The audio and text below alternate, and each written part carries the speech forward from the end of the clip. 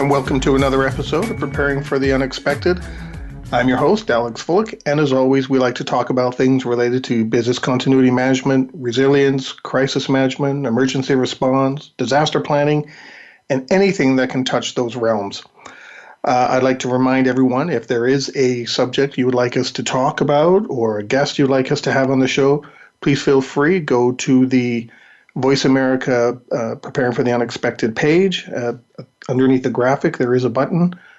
Send an email to the host or a host email, something along that lines. And you can send me an email. I do read and respond to everything I get. And we'll see if we can get you on the show to talk about your topic or find someone else to come on the show and talk about your topic. We're going to be talking about supply chain management resilience. And I'd like to welcome to the show Mr. Tom Shebrek. Tom, welcome to the show. Thanks very much for having me, Alex. My pleasure. You did a great speech at the CRT conference last year, so I wanted to make sure we got you on the show, because you had a lot of great ideas. But before we get started into that subject of supply chain, can you tell us a bit about yourself? How you got to where you are, and how you got into business continuity, disaster planning, etc., and what you do. Yeah, great. Well, thanks first and foremost for having me on the show. I'm excited to be here. Those that know me know that I love to talk about this stuff, so hopefully we can cram enough information into our session this morning. But a little bit about me. So my name is Tom Shebrek. I live and work in the Greater Toronto area in Ontario, Canada.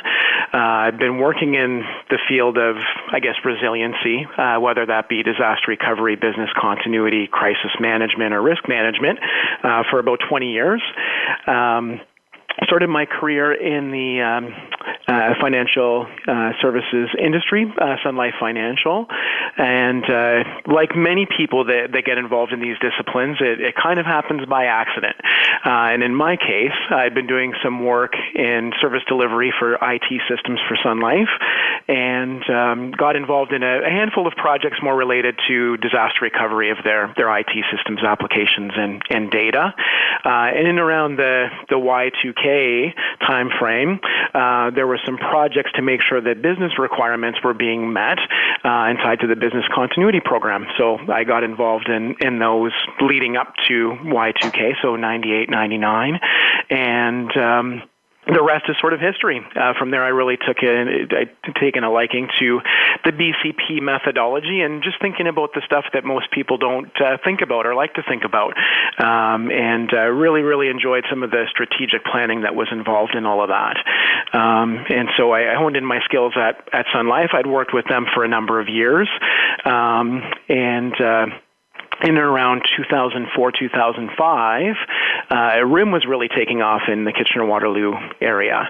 So I had an opportunity to go over to RIM, the organization that was making BlackBerries at the time, and spend a number of years there looking over their corporate operations, which include their data centers, manufacturing facilities, and as you can imagine, a lot of supply chain type work associated with that.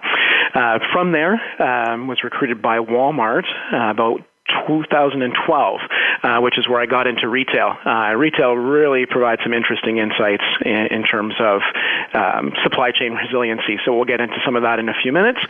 Spent a few years over at Walmart, and then joined Canadian Tire, about 2.5 years ago. I've been here ever since, and I'm currently heading up their business continuity, crisis management, and operational risk programs.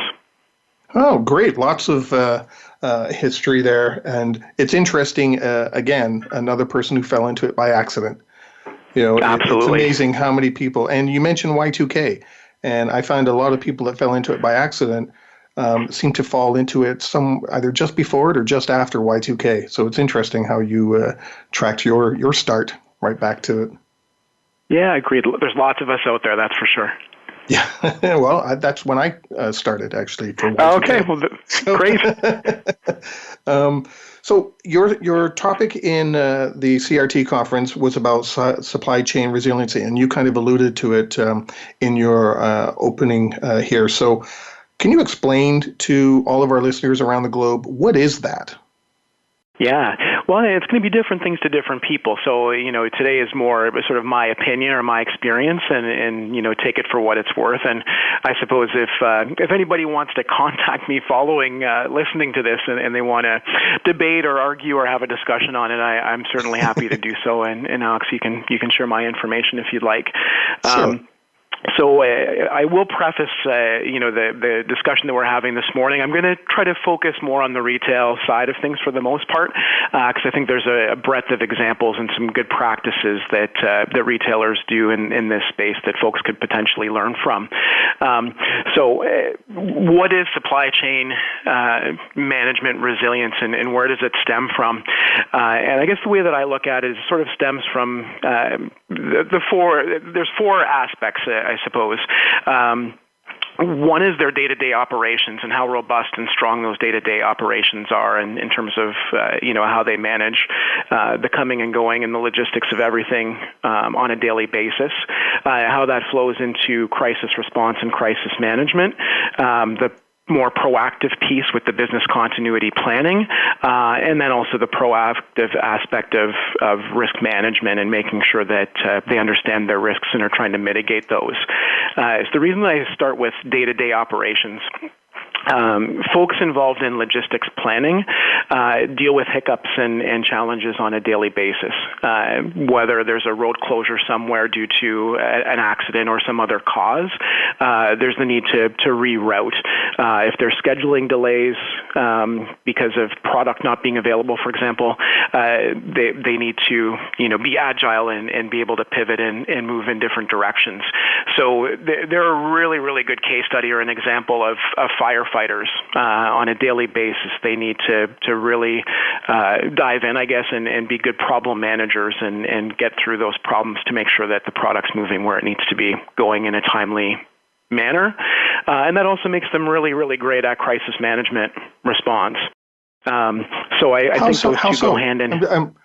I'm curious to know, how does that make them, having all that logistics, how does that make them stronger or better, or helps them focus on crisis management? How so? Yeah, I think it's those problem management skills and those attributes, right? The daily firefighting, they tend to be more calm, cool, and collected when it comes to crisis or incident response because they're used to putting out the fires on a regular basis.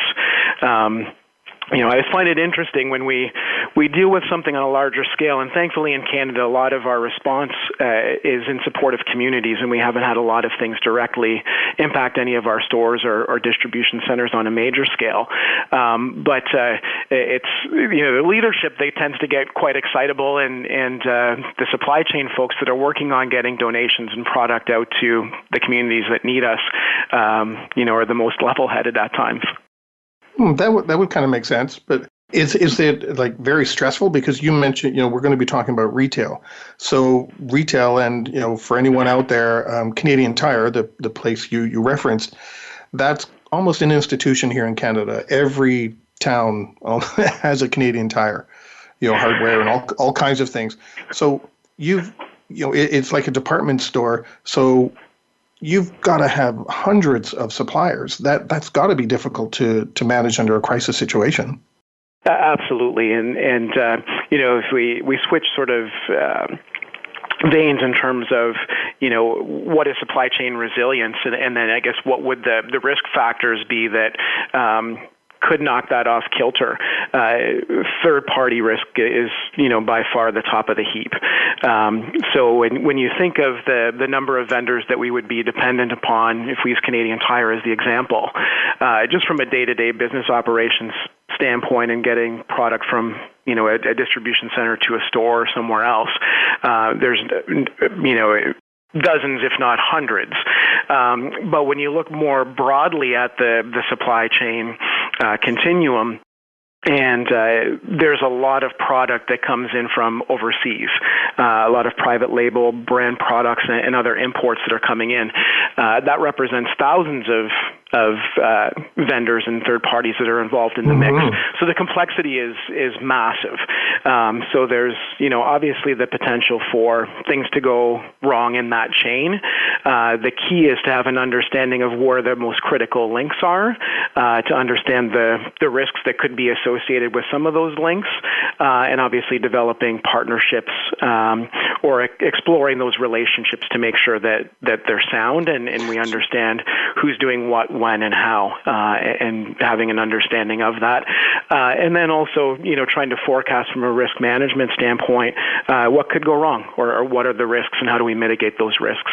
So I see, the business continuity, crisis management, operational risk, all of those things working together, I suppose, to ensure that we've got a good response strategy queued up and lined up in the event that we do have something, go sour with a third party. So it could be, a fault of or the effects of something happening to them and not even happening directly to us.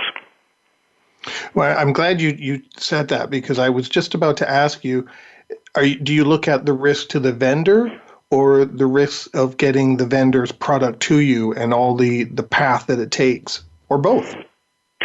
Yeah, it's a great question. It has to be both. Obviously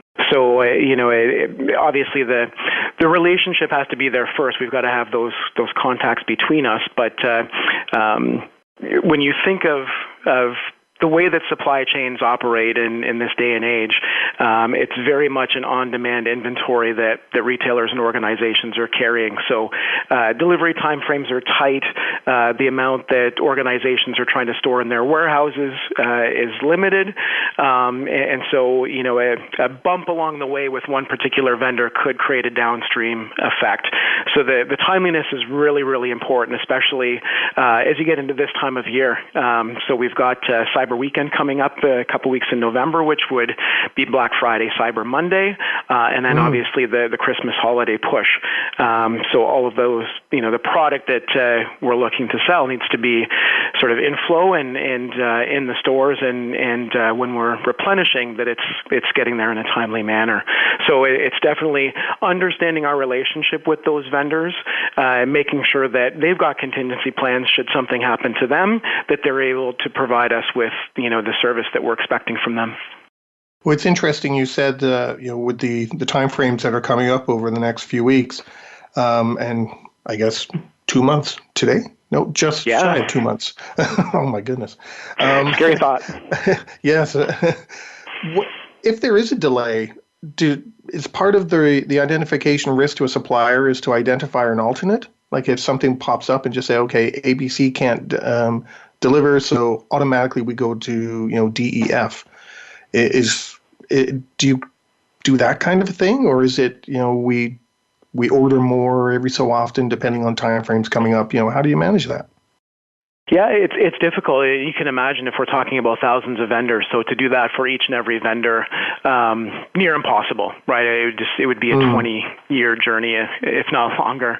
But we try to triage and get an understanding of who our most critical vendors are and why, and that can change in time, right? So right now there may be some other vendors that we would consider more critical because of the product that we're looking to flow than other times of the year. But we certainly prioritize that work and making sure that we do have a plan B and in some cases a plan C. So the Canada Post strike that we're experiencing at the moment does have implications on some of our deliver-to-home strategies in some areas of the country. Thankfully, right now we're in a rolling strike position, which doesn't impede us from delivering products where we do rely on Canada Post, but we do have a plan B and a plan C to support that. But there's logistical changes and things that we have to adjust, I guess, with our day-to-day business to make sure that we're plugging into the appropriate vendor at the appropriate time. And I guess, because you mentioned, the holidays, as you're dealing with the vendors, you kind of know that, well, we're going to be busy, so you plan for that as well. You don't just keep it in the middle of summer, Yeah, It's not the same 100%. plan in the summertime And as the it great is. thing about retail, I suppose, is you're typically planning a season ahead. So even though you go into a lot of stores, there's still the Halloween candy and decorations and costumes. This week, you'll see all the stores transitioning to Christmas, right? So for the seasonal type of products, we tend to be quite ahead of schedule. But the complexity with some of that is a lot of those products are coming to us from overseas. So, there's a 2 to 3 month journey that those products are taking, coming from factories and vendors in Asia Pacific, and making their way over to Canada in a timely manner. So the planning for some of the different seasonal products is actually happening 12 months in advance, and certainly the delivery and the flow of those products several months in advance of the season that they're aligned to, I guess. Right, so Christmas, things are typically moving and going out to distribution centers in the summer. So that's why I was seeing Christmas decorations at the beginning of October in some stores. You got it. And if it's there and it's available and they have the potential to sell it, that's why you're seeing it on the store shelves. Yeah, that's true. Well, we've come to the end of our first segment. We're talking with Tom Shebrek about supply chain management resiliency, and we'll be right back. If you like that video, thumbs up. If you didn't like that video, thumbs down. But leave me a message and let me know your thoughts. Of course, don't forget to subscribe. And in the meantime, stay prepared, everybody.